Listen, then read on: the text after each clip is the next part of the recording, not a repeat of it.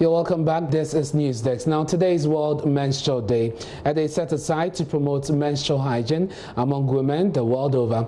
This year's commemoration is on the theme Periods in Pandemic. JoyNews editor Zola, who is an ambassador for menstrual hygiene, joins us live via Zoom. We also have the executive director of Shalom Foundation, Ms. Shalom Lumo, who is also an advocate for menstrual hygiene. Thank you very much, Izzy, and also to you, Shalom. Now, I would like to start with you, Izzy. Hygiene, we are talking of period in pandemic. Are we in a crisis situation? You can call it some sort of crisis because we're having to deal with COVID-19 and at the same time you're having to deal with menstrual hygiene. As you realize, it's actually a lot more difficult. It's actually difficult for people to get the basic, water and soap washing their hands. Washing their hands with the soap and the running water is already a challenge for many people. And here we have a situation where they have also having to deal with taking care of menstrual hygiene as well. So, and menstruation doesn't just have to do with washing, but it also has to do with the sanitary products that you need to make this possible. And it's a challenge for lots of people. If you look at how much it costs to get or buy one menstrual pad, and if you look at the rural folk and the communities that are less privileged, you realize that the cost, it takes a toll on them, on their finances, if they have to afford menstrual products. So we need to find a way of making it a lot more affordable for them. If it means they have to use reusable pads and the rest, we have to work out. Apart from everything else, it also has to do with education. Oh, if you can just hold on. A lot of them. Israel, if you can just hold on for me. We'll come to the issue of affordability because I know that's a huge part of the campaign. But let me find out from Ms. Lumo how bad the situation is. You are a woman. Probably you understand this a lot more better. How bad is it in this pandemic? Good afternoon. The issue here is that it's so bad. Just like what Israel said, pads are expensive. Since this pandemic, a lot of things, prices have shot up. Yeah. So, and sanitary pads are not an exception of it. Pads are expensive. And even where to get it from? Most of these pharmacy shops, those are the places we buy the pads from, the pharmacy shops, the drug stores. Now, when you go there, most of the pharmacy shops, there is now a queue, because they don't want the social distance. So you can just walk into the pharmacy shop anytime and get your pad and go anytime. Now there's a specific time that maybe when you go, they are serving people now one after the other. So if you used to spend 30 minutes in the pharmacy shop, now you are going to spend extra more minutes in the pharmacy shop. And it's so bad to the extent that pads that we used to buy at 6 cedis, 7 cities is now 10 cities, 12 cities. So it's expensive. You are trying to prevent yourself from coronavirus, and you are also trying to get more money to buy expensive pads. And with the psychological aspect of it, there's this pandemic on our head and we are thinking about it. And here lies the case, you're in your period and you have a lot of mood swing, you are sick, your breath is saggy, and you are still thinking about how to get out of this with coronavirus issues on your head. So this pandemic is not just something light. And when we talk about the school children, if not because of coronavirus, Shalom World Foundation like this would have been some schools in some of the rural communities distributing pads. So those school children who may have access to free sanitary pads because of the pandemic, they will not be able to have it again. So we are all fighting that this crisis will leave us soon so that we can come back to our normal life, so that when you are managing your sanitary, your menstrual condition in this thing, you will be able to get out of it easily. Now, Israel, the bit about affordability now comes up very strongly, and that has been a part of the campaign. As we speak, I know that there's some 20% tax on sanitary pads. How far have we gone with getting government to remove that tax so that then it can be more affordable, very cheap for people who find it difficult to access it? That conversation is still ongoing, and that conversation is very relevant. But for me, I actually feel that we should be looking at other ways, because if you reduce the menstrual pad to what, 2 cedis, there are people who still can't afford. So I would want to, and this is something I've been advocating, and thanks to the Girls Flow Free Foundation, which is a UK-based charity. They trying to push as much as possible reusable pads. These reusable pads, if the girls get them, it's something they can use and wash. They have 2 of them. They can use and wash and use them probably over like a year. So for me, that's been the campaign for me. Reusable pads, which become more affordable, especially for people in rural communities where it will be difficult to actually access or find the pads to buy, and then the money to also pay for the pads to becomes another issue. Okay, so we're looking at reusable pads with materials that are locally produced so that even in the production we don't encounter challenges. I suppose that is one thing we should be looking at. Certainly, that is something we should be looking at. But and then beyond that, what COVID has done, or what COVID typically does, is to displace every other matter. So the COVID takes precedence over everything else. But that is the more reason why we need to highlight the issue of menstruation and menstrual hygiene, so that we can get people, a lot more people awake, a lot more people aware that this is what you're supposed to do. For most people, for a lot of people, they don't have the education that they require. If you happen to be in the city, you happen to have a mom who's enlightened, your mother is going to talk to you about menstruation. If you happen to have mothers who are enlightened, they'll talk to you about it. But a lot more people, a lot more girls are growing up without having the benefit of having people speak to them about menstruation. So when we have days like these, we get to propagate the message a lot further.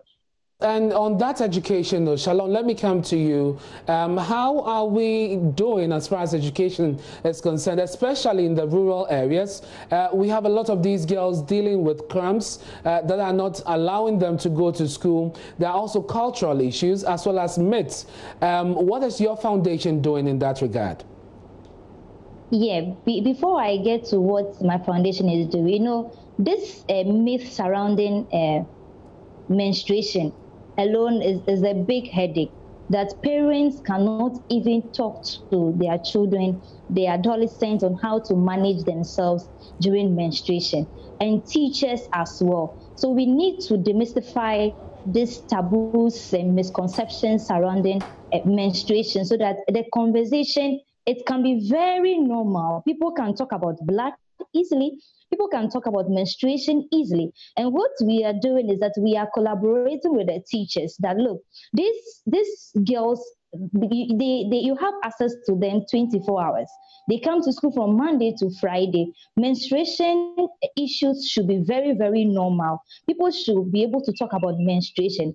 And when we are distributing pads in the schools, what we do is that when we are talking about menstrual hygiene, we talk to both boys and girls, because we understand that all of them have a role to play in menstrual hygiene. When the boys are aware of what the girls are going through, they will be able to help them, protect them. And when a girl stays in school, the boy will understand the kind of trauma the girl is going through. So he's not going to be making mockery of them, laughing at them, giving them names and codes. So what we are doing, we are educating both boys and girls on menstrual hygiene.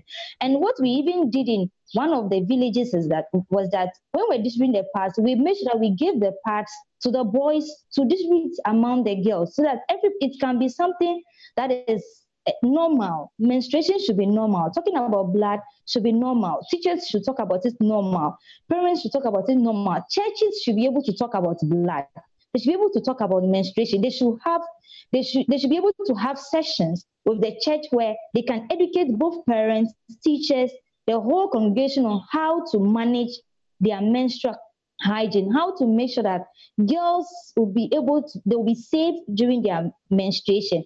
And what we also want the government to do is that Israel was talking about reusable parts. Yeah, it may be good in a way, but in the communities where they don't have access to good water, how do they wash those parts, and where do they even dry them?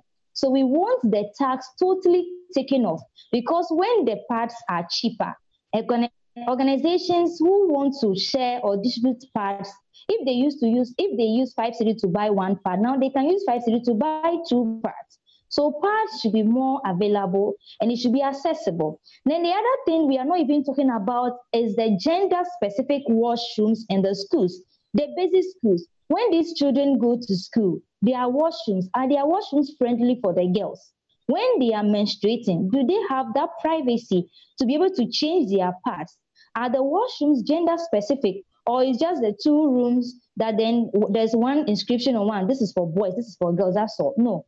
Do they have soaps available? Do they have water available? Government school building plans, are the washrooms gender specific? Do they have water and soap? So these are some of the conversations we need to be having so that people can be enlightened on the whole menstrual hygiene issue. Then we know how to take it from there. Then the last thing is we have to empower the local entrepreneurs so that we can start producing sanitary pads locally in Ghana. There was these two ladies from Tech who came up with organic menstrual pads from banana stem. Yeah, they won the presidential challenge and were given some amount of money to start a business. I think it will be good to follow up on them. Yes, so that we can have parts locally produced in Ghana, then it will be accessible. We want, in the next decade, we want to have sanitary pads everywhere. It should be very accessible. It should be in the schools. It should be part of government policy. That menstrual hygiene should be part of government policy. Now, GES, yesterday I saw they were circulating some flyers on, and they must be recommended, because last year we didn't see that. Information, access to information. There should be a unit in every school that when girls are menstruating, they can go to that unit and have access to information. When you have menstrual cramps, how do you deal with it? We have exercises that you can actually engage in that can help you ease your